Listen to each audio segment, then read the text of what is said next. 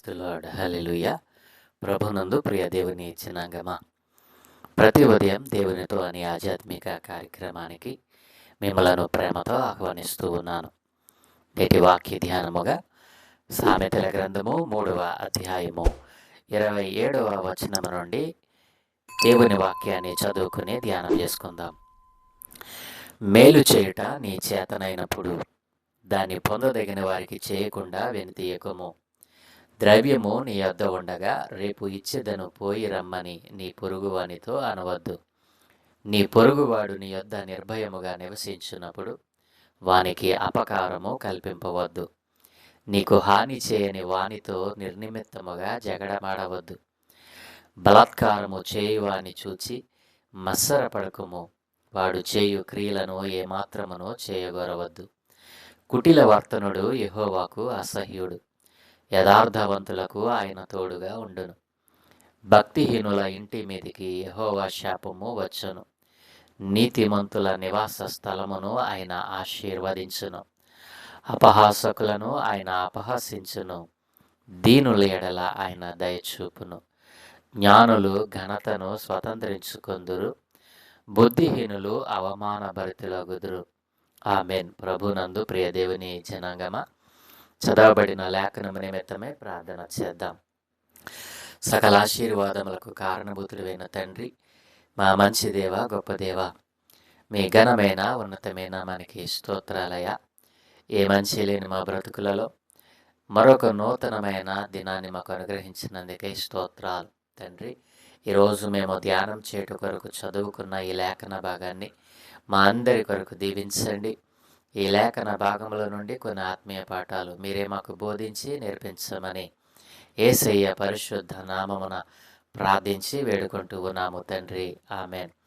ప్రభువునందు ప్రియ దేవుని జనాంగమా, నిన్నటి దినాన్న లెస్స అయిన జ్ఞానమును పొందుకోమని, అది మనకు మేలు చేస్తుంది అని, దానిని మనము కాపాడుకోవాలని దేవుని వాక్యముల నుండి కొన్ని మాటలు మనం ధ్యానం చేసాం. ఈరోజు మిగిలిన భాగాన్ని మనం ధ్యానం చేద్దాం. ఈరోజు ప్రభు మనతో మాట్లాడుతున్నటువంటి మాట, మేలు చేయుట నీ చేతనైనప్పుడు దానిని పొందదగిన వారికి చేయకుండా వెనుతీయకము అని దేవుని వాక్యం సెలవిస్తూ ఉంది. నా ప్రియ దేవుని జనాంగమా, ఈ లోకములో మనము దేవుని యొక్క జ్ఞానము, దేవుని యొక్క వివేచన, దేవుని యొక్క మరి అచంచలమైనటువంటి కృపను పొందుకున్న వారమై అన్ని విషయాలలో మనము ఆశీర్వదించబడినప్పుడు, నా ప్రియ దేవుని జనాంగమా, దేవుని యొక్క ఉపదేశమును, దేవుని యొక్క జ్ఞానాన్ని, దేవుని యొక్క వివేచనను పొందుకొని మనము దేవుని కృపలో వర్ధిల్లుతూ ఉన్నప్పుడు దేవుడు మనకు ఎంతో కొంత ఆయన తన కృపను మనకు తోడుగా ఉంచుట చేతను, ఆయన ఆశీర్వదించుట చేతను మనము మంచి స్థితిలోనికి మనం వెళతాం. అలాంటి పరిస్థితిలో ఈ దినాన మనం చూసినప్పుడు మన దగ్గర ఎదుటివానికి ఏదైనా చేయాలనేటువంటి తాహత ఉన్నప్పటికీ చాలామంది ఈ దినాన ఆ యొక్క ఆ పొరుగువానికి, ఆ అవసరతలో ఉన్నవానికి మనము దేనినైనా చేయటానికి మన మనస్సు రాకపోవడమే మనం చూస్తూ ఉన్నాం. చాలామంది వారి దగ్గర వారి పిల్లలు తరతరాలు తినగా ఇంకనూ మిగిలేటంత ధన సమృద్ధి కలిగిన వారై ఉంటారు. ఎదుటివానికి మేలు చేయటానికి వారి దగ్గర సరిపడినంత ధనము తాహత ఉంటుంది, కానీ వారు ఆ కార్యమును చేయలేకపోతూ ఉన్నారు. నా ప్రియ దేవుని పిల్లలారా, ఈ రోజున దేవుని జ్ఞానాన్ని, దేవుని వివేచనను, దేవుని పాదాల దగ్గర లెస్స అయిన జ్ఞానాన్ని, శ్రేష్టమైన వివేచనను పొందుకున్నటువంటి వారు కూడా ఈ రోజున అది మేలు చేయాలి, ఇతరులకు మేలు చేయాలి, లేని వారికి, ఆపదలో ఉన్న వారికి ఆదుకోవాలి, ఏదైనా నా వంతు నేను చెయ్యాలి అనేటువంటి ఆలోచన రాకపోవడానికి మనం చూస్తూ ఉన్నాం. చాలామంది తమ ధనమును, తమకున్న పలుకుబడిని, తమకున్న ఆస్తిపాస్తులను చూసి ఈ రోజున మరి అతిశయిస్తున్న వారు చాలామంది లేకపోలేదు. దేవుని వాక్యం సెలవిస్తుంది. నీవు మేలు చేయట నీ చేతనైనప్పుడు దాన్ని పొందదగిన వారికి చేయకుండా వెనుతీయవద్దు అంటూ ఉన్నాడు. ప్రియదేని పిల్లారా, మేలు చేయటం మరి నీకు కుదురుతుంది. ఎందుకంటే దేవుడే నీకు నీ పిల్లలకు సరిపడంతే కాదు, ఆ తరువాత తరానికి కూడా సరిపోయేంత ధనమును మరి ఆధిక్యతను దేవుడు నీకు అనుగ్రహించాడు. నా ప్రియ దేవుని జనాంగమా, ఇంత ఆధిక్యతలోనికి నిన్ను తీసుకెళ్ళిన వాని యొక్క గుణాతిశయములను మనము కలిగి ఉండాలి. మరి నిన్ను అంత అతిశయించటానికి కారణమైనటువంటి దేవుడు, నిన్ను ప్రతి విషయంలో ఆశీర్వదిస్తున్నటువంటి దేవునికి మరి మేలైన కార్యములు నీ నుండి ఆయన ఆశిస్తూ ఉన్నప్పుడు, మేలు చేయట నీ చేతనైనప్పుడు దాన్ని పొందదగిన వారికి చేస్తూ ఉన్నావా? దేవుడు అంటున్నాడు, అలా అది అర్హత కలిగిన వారికి చేయడానికి నీవు చేయకుండా వెనుతీయొద్దు అంటూ ఉన్నాడు. ఎవరైతే వెనుతిస్తూ ఉన్నారో వారు దేవుని యొక్క మరి కృపలో లేనివారే. ఒకవేళ దేవుని కృపను పొందుకుని కూడా మేలు చేయటం నీకు కుదిరినప్పుడు దాన్ని పొందదగిన వారికి నీవు చేయకుండా ఎన్నో మార్లు వెనుక తీసావు. నా ప్రియ సహోదరి సహోదరుడా, ద్రవ్యము నీ యొద్ద ఉండగా రేపు ఇచ్చేదను పోయి రమ్మని నీ పొరుగు వానితో అనవద్దంటున్నాడు. మరొక మాటలో దేవుడు అంటున్నాడు కదా, ధనము నీ దగ్గర ఉంది కానీ రేపిస్తాను పో అని మన పొరుగు వానితో మనం అనకూడదట. ఎంత దేవుని యొక్క మరి నియమ నిబంధనలు ఎంత చక్కగా మనకు దేవుడు నేర్పిస్తూ ఉన్నాడు. ఈ లోకంలో మరి మనము మన పొరుగువారు కలిసి జీవిస్తూ ఉంటాం. ఎవరికో ఒకరికి ఏదో ఒక సమయంలో ఏదో ఒక సహాయం అవసరమవుతుంది, ఒక ఇబ్బంది వస్తుంది. ఆ ఇబ్బందుల్లో మనం ఏం చేయాలి? మనకున్న దాన్ని చూసి మనం అతిశయించటం కాదు. నిజమైన లెస్సైన జ్ఞానం పొందుకున్నటువంటి వ్యక్తి, దేవుని ఉపదేశానుసారం జీవించే వ్యక్తి, దేవుని జ్ఞానాన్ని వివేచనను పొందుకున్న వ్యక్తి ఏం చేస్తాడో తెలుసా? నా ప్రియ దేవుని పిల్లలారా, అర్హత ఉండి మరి దాన్ని పొందదగిన వాడు మన దగ్గర ఉన్నప్పుడు, అది అతనికి ఎంతో అవసరమై ఉన్నప్పుడు, మన దగ్గర ద్రవ్యము ఉండగా రేపిస్తాలే పో అని ఆ పొరుగు వానితో మనం అంటున్నటువంటి సందర్భాలు అనేకములు ఉన్నాయి. అలా కూడదు అంటున్నాడు దేవుడు. ప్రియదేని పిల్లారా, దేవుని యొక్క పిల్లలైన వారికి ఇది కూడదు. ఇది సరిపోయినటువంటి జ్ఞానం కాదు, ఇది సరైన ఆలోచన కాదు, ఇది సరైన మరి వ్యక్తిత్వం కాదు అని దేవుని వాక్యం సెలవిస్తూ ఉంది. ప్రియదేని పిల్లారా, చూసారా, మేలు చేయటం మన చేతనైనప్పుడు దాన్ని పొందదగిన వారికి చేయకుండా వెనుతిస్తూ ఉన్నాం. ద్రవ్యం మన వద్ద ఉండగా రేపిస్తాలే పోయి రమ్మని మన పొరుగువానితో అంటూ ఉన్నాం. అంతేకాదు, నీ పొరుగువాడు నీ యొద్ద నిర్భయముగా నివసించినప్పుడు వానికి అపకారము కల్పించవద్దు. చాలామంది మరి 2-3 రోజులు ఇంట్లో ఉంటే 4వ రోజున వాడి మీద మనం సనుగుతూ ఉంటాం, ఇసుక్కుంటూ ఉంటాం. ఉదాహరణకు, మన ఇంటికి ఎవరైనా బంధువులు వచ్చారనుకోండి, దూరపు బంధువులు కాదు, దగ్గర బంధువులే. మనము వారి ఇంటికి వెళ్ళినప్పుడు మనల్ని చాలా చక్కగా రిసీవ్ చేసుకుని మనకు అన్ని రకాల అన్ని రకాల సదుపాయాలు మనకు కల్పిస్తారు. కానీ వాడే మన ఇంటికి వచ్చినప్పుడు మనము 2-3 రోజులు మాత్రమే వారి మీద ప్రేమ చూపుతాం. తర్వాత మన విశ్వరూపం మనం చూపిస్తూ ఉంటాం. చాలామంది జీవితాల్లో ఉన్నటువంటి ఒక దుర్భరమైనటువంటి లక్షణం ఇది. కానీ దేవుని యొక్క లేఖనం చెప్తా ఉంది, నీ పొరుగువాడు నీ యొద్ద నిర్భయముగా నివసించినప్పుడు నీ బంధువులే కానీ, నీ యొక్క మరి దూరపు బంధువులే కానీ, చుట్టాలే కానీ, మరి నీ బంధువులే, నీ భార్య బంధువులో, నీ ఇంటి బంధువులో ఎవరో ఒకరు వచ్చినప్పుడు వారు నిర్భయముగా మన దగ్గర నివసించాలట. నిర్భయముగా వారు పండుకొని వారు విశ్రాంతి తీసుకోవాలా. అట్లాంటి వారికి అపకారం కలిగిస్తే జాగ్రత్త అంటున్నాడు దేవుడు. నీకు హాని చేయని వానితో నిర్నిమిత్తముగా జగడమాడవద్దు అంటున్నాడు. మన పొరుగు వానితో ఏ విధమైన హాని లేదు. అట్లాంటి వానితో మనము అసలు ఆ అవకాశమే లేకుండా, అసలు ఏ విధమైనటువంటి మరి కారణం లేకుండా అతనితో జగడమాడవద్దు అంటున్నాడు దేవుడు. నా ప్రియ దేవుని జనాంగమా, ప్రియ దేవుని పిల్లారా, మరి చూసి మరి ఇంకొక మాటలో దేవుడు అంటున్నాడు కదా, బలాత్కారము చేయువారిని చూసి మత్సరపడకము, వాడు చేయు క్రియలను ఏమాత్రమును నీవు చేయవద్దు అంటూ ఉన్నాడు. బలాత్కారం చేసేవాడిని చూసి మత్సరపడకు, వాడు చేయు క్రియలను ఏమాత్రము కూడా నీవు చేయొద్దు. ఎదుటివాడు బలాత్కారం చేస్తున్నాడని మనము లోపల మత్సరపడి నేను కూడా అలా చేస్తా, వాడు చేస్తే లేదు నేను చేస్తే వచ్చిందా అనేటువంటి మనస్సు మనలో ఉండకూడదు అంటున్నాడు. ఇది ఎవరిలో ఉండకూడదు అని అంటే, లెస్ అయిన జ్ఞానాన్ని పొందుకున్నవాడు,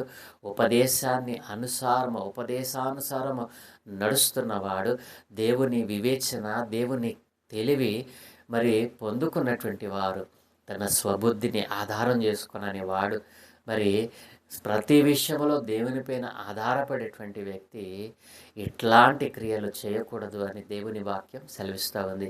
మరొకసారి జ్ఞాపకం చేస్తాను, ప్రియదేని పిల్లారా, మేలు చేయటం మన చేతనైనప్పుడు దాన్ని పొందదగిన వారికి మనం చేయకుండా వెనుతీయకూడదు. ద్రవ్యము మన వద్ద ఉన్నప్పుడు రేపు ఇస్తాలే పోయి రమ్మని మన పొరుగువానితో మనం అనకూడదు. మన పొరుగువాడు మన యొద్ద నిర్భయముగా నివసించినప్పుడు వానికి అపకారం కల్పించకూడదు. నీకు హాని చేయని వానితో మరి నిర్నిమిత్తముగా మనం జగడము ఆడకూడదు. బలాత్కారము చేయవాన్ని చూసి మత్సరపడకూడదు. అంతేకాదు, వాడు చేసే క్రియలను ఏమాత్రమును కూడా మనము చేయకూడదు.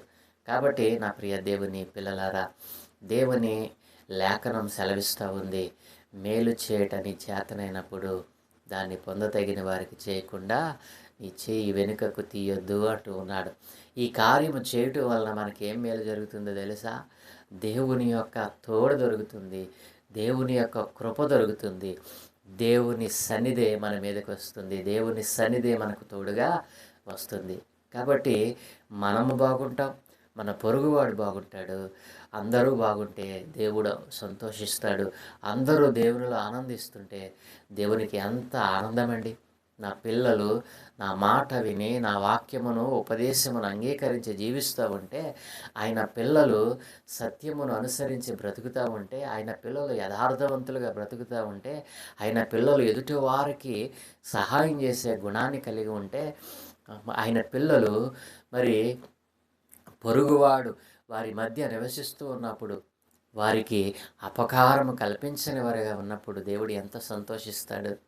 నా ప్రియ దేవుని జనాంగమా, ఈ రీతిగా మన జీవితంలో ఒకవేళ మేలు చేయటం మనకు కుదిరినప్పుడు దాన్ని మరి మన పొరుగువానికి చేయకుండా మన చేతులు వెనకదిస్తున్నామా? ధనము మన దగ్గర ఉన్నప్పుడు మన పొరుగువాడు మనల్ని అడిగినప్పుడు వానికి ఇవ్వకుండా గుజస్తు చేస్తూ ఉన్నామా?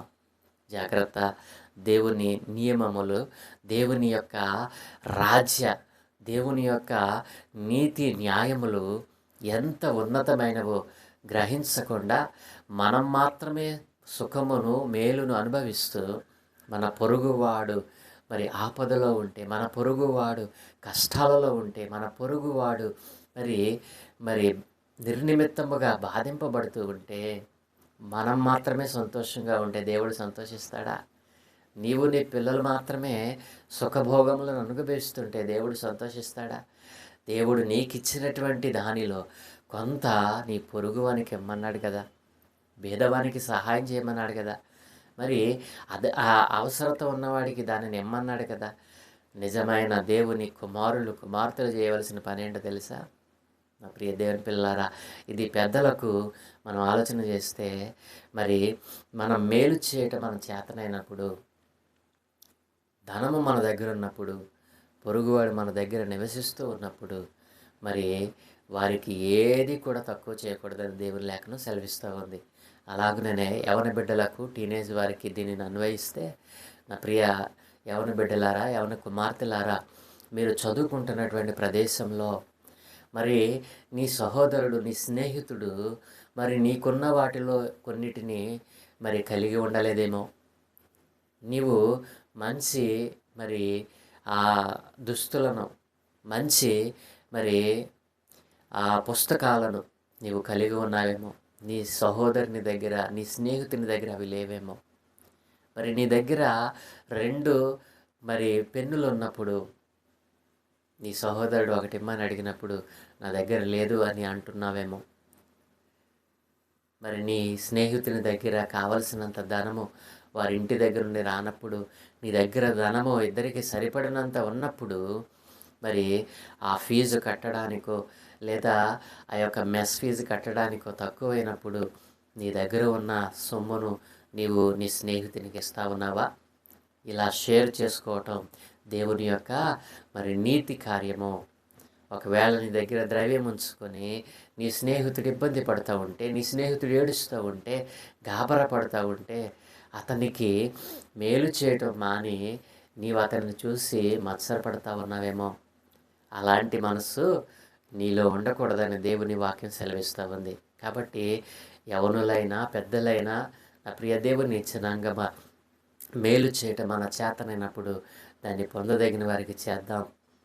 ధనము మన దగ్గర ఉండగా రేపిస్తాలే, రేపిస్తా మాపిస్తా అని చెప్పి మన పొరుగువాడితో మనం అనకుండా ఉందాం. మన పొరుగువాడు మన దగ్గర నిర్భయముగా నివసిస్తున్నప్పుడు వీడు ఎప్పుడు వెళ్తాడురా అని అనుకోవడం కాదు, కానీ అతనికి కావలసిన సదుపాయాలన్నిటినీ దేవుని కృపచేత మనము మరి అందిద్దాం. అపకారం మాత్రం చేయకుండా ఉందాం. మరి మనకు హాని చేయని వానితో నిర్నిమిత్తముగా జగడమాడటం మానేద్దాం. బలాత్కారం చేసేవాడిని చూసి మత్సరపడటం, అదే క్రియ నేను చేస్తానని అనుకోవడం దేవుని చిత్తము కాదు అని తెలుసుకుందాం. దేవుడు ఈ మేలుకరమైనటువంటి ఆలోచనలతో, ఈ మేలుకరమైన కార్యములతో, క్రియలతో దేవుడు మనందరినీ అలంకరించునుగాక. ఎవరు దేవుని కృపలో నుండి ప్రక్కకు తొలగిపోకుండా ఉందురుగాక. దేవుని కృపా కనికర క్షేమాలు మీ అందరికీ తోడుగా వచ్చునుగాక. ఆమేన్. దయగలిగిన తండ్రి, కృపగలిగిన దేవ, మీ ఘనమైన ఉన్నతమైన నామానికి స్తోత్రాలయ. ఏ మనిషి లేని మా బ్రతుకులలో మరొక నూతన దినాన్ని దయచేసినందుకే వందనాలు తండ్రి. ఈరోజు మీ లేఖనాల నుండి ధ్యానం చేసిన విషయాలు మా జీవితాలకు ఎంతో ఉన్నతమైనవి నాయన. నీ నీతి న్యాయములను అనుసరించి బ్రతకడమే అయా నీవు మాకు విధించిన కట్టడై ఉండగా, ఇట్టి కట్టడ నుండి తొలగిపోయి చాలామంది తమ ధనమును చూసి, అయా తమకున్న పలుకుబడిని చూసి, తమ స్థితిని చూసి అతిశయించువారు అనేక మంది ఉన్నారు.